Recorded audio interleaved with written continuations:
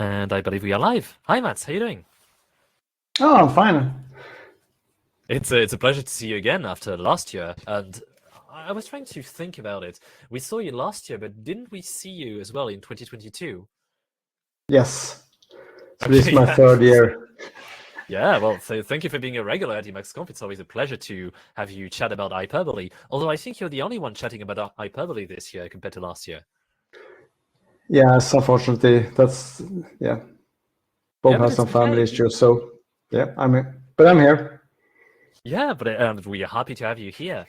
And as I was saying before, I'm not sure if you had the time to watch the previous talk by Mossen. You know, there were plenty of ideas, I think, that were very similar to what Hyperbole is trying to do by having buttons and having stuff that can be in any other mode that would allow you to supplement a coding file with extra information. So the ideas are living on, and even though Hyperbole is one thing, I feel like other packages are also taking a lot of inspiration for it. So congratulations on being an inspiration, I suppose.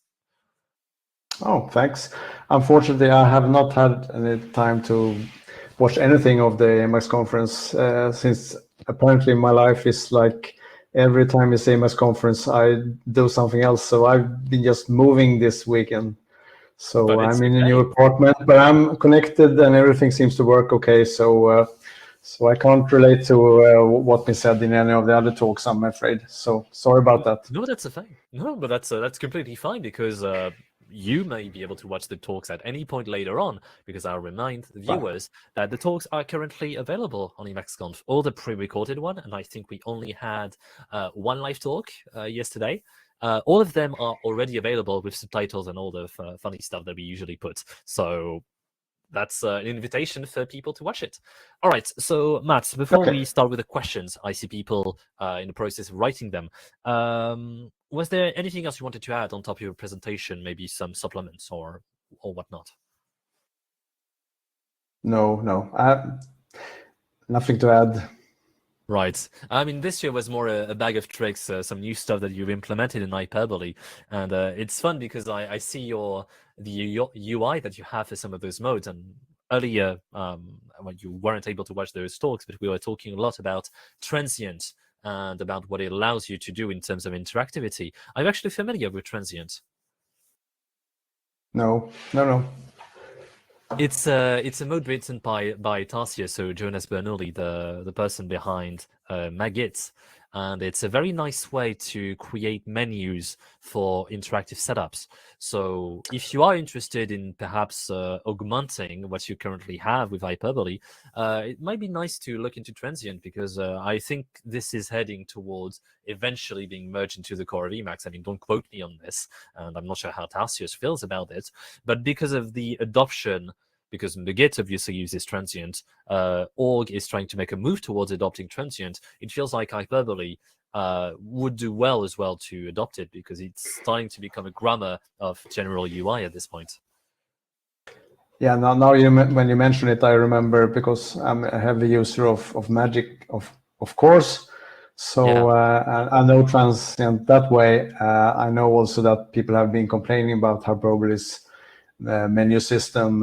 You know that Hyperbole reached back to something like 1993, so it has some maybe things that are well, not modern in that sense, but so we have it on the plate to maybe look into these things and how we can sort of make things modern, etc. But yeah. Sure, but it's completely fine to take your time. You know, you don't necessarily have to follow the latest fads when it comes to, completion engines or interactive engines like Transient is. I'm not actually sure how you would call Transient. Like, is this a UI maker, an interaction engine? I don't know. I'll need to ask Tarsius at some point. All right. No. Yeah. Okay.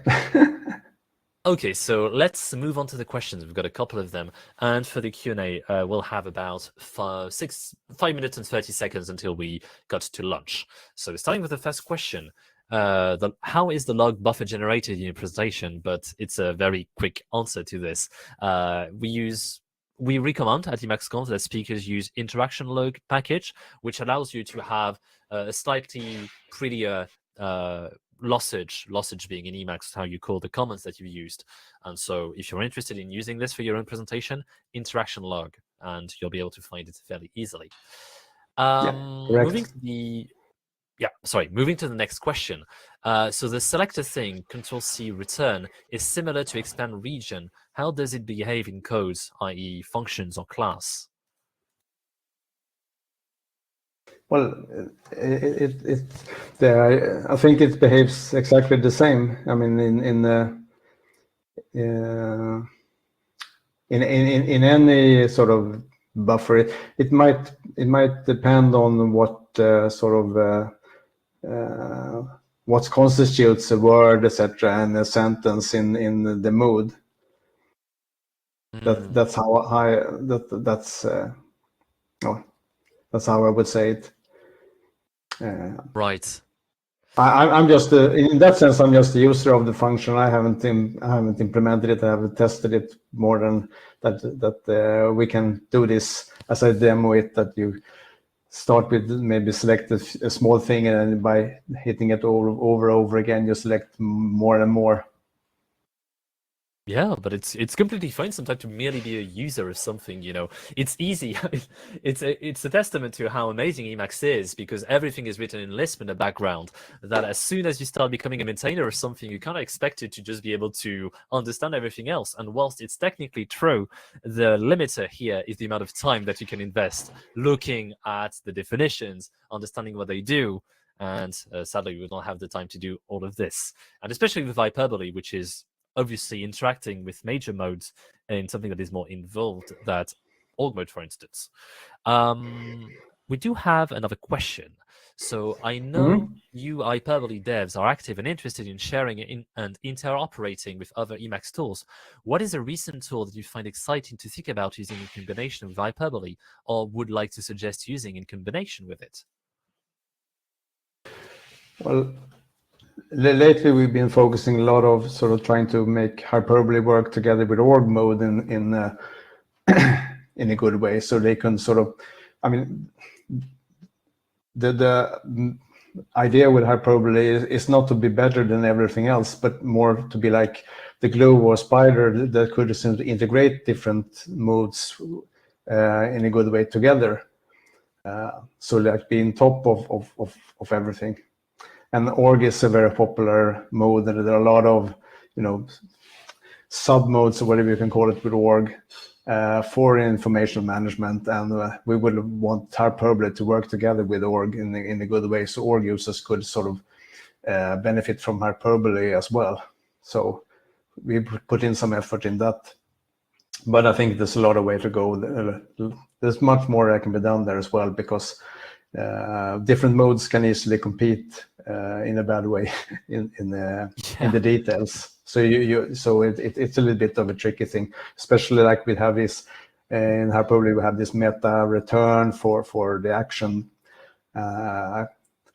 key, and that's also used in many modes. So we would really, in the best of worlds, we would like the Emacs to sort of come to some agreement on using of the meta return in a good way for modes to sort of be able to work and live together. Yeah, I mean, it's a tough thing to share the key bindings and the grammar of interaction between packages, because you tell me meta return, I don't want you to touch meta return. For me, it's just inserting a new line and not having indentation at the start. And everyone is gonna have their own, you know, feelings and thoughts about this, so it's really hard to impose any kind of system on this. But I'm glad to hear that you're looking into interaction with org mode, because I remember the questions we were having on your first conference when people were asking, oh, I'm so glad that you're talking about Hyperbole, because the only way I'm interacting with it is when people chat about org mode. And then whenever we had announcements about Hyperbole, be it on Reddit, be it on Hacker News, people would say, but don't we already have org mode? And we won't get into the topic again because I think you've done a wonderful job of explaining the differences in previous years. And today the conference also, your talk at the conference also made it obvious that it's doing something that org mode is not able to do.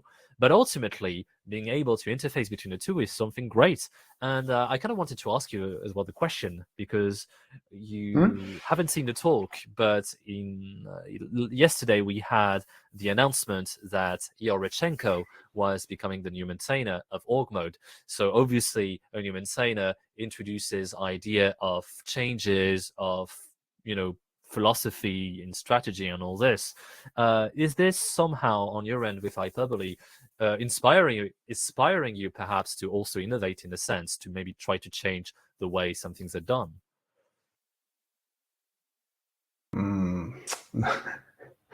Tricky question. I know, right? Yeah, no, well, I don't know.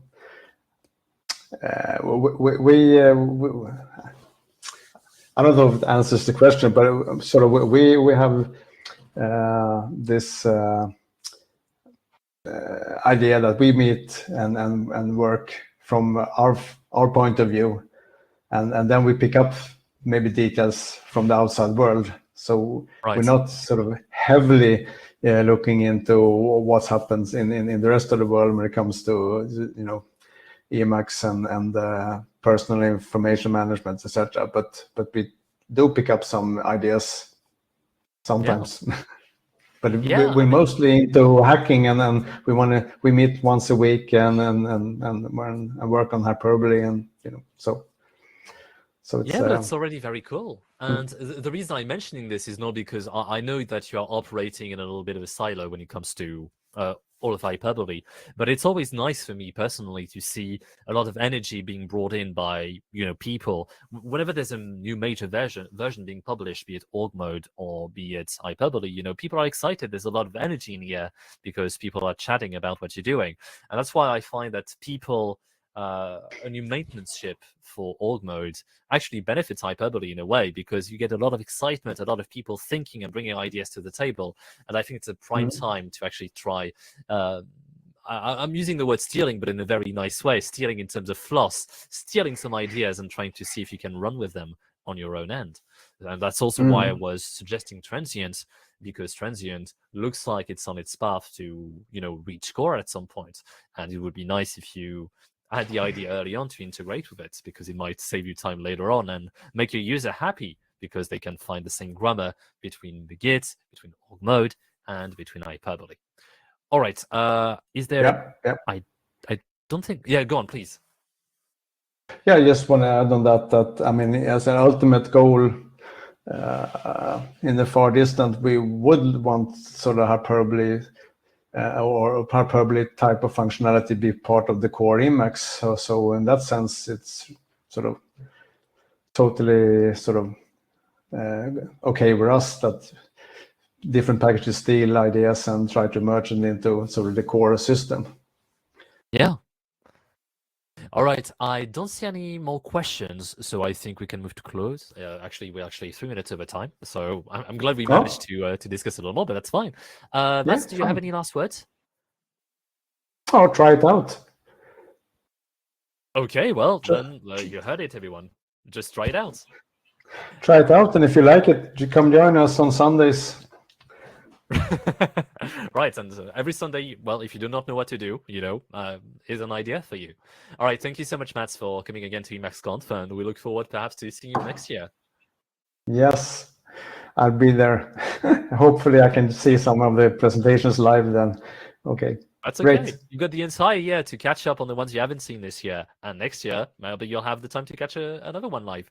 All right. Yes, For the great. folks watching, great. For the folks watching, we will be taking a break, 1 hour and 1 minute break. We'll be back at 1 p.m. EST.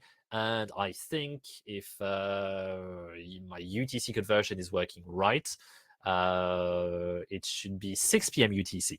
So at least in 1 hour. All right. See you in a bit, folks. Oh, yes. And sorry, I've got a little health speaking in my ears. In case you're interested in discussing further hyperbole with Mats, Mats is in the room right now, and I see people have joined the BBB chat. So if you want to join and chat directly with Mats, I'm sure Mats would be more than happy to answer your questions. And obviously, everything is being recorded and will be published later on. But for me, I will use the break to rest a little bit, and I'll be back for the afternoon. All right, see you, folks. Bye. Take a break.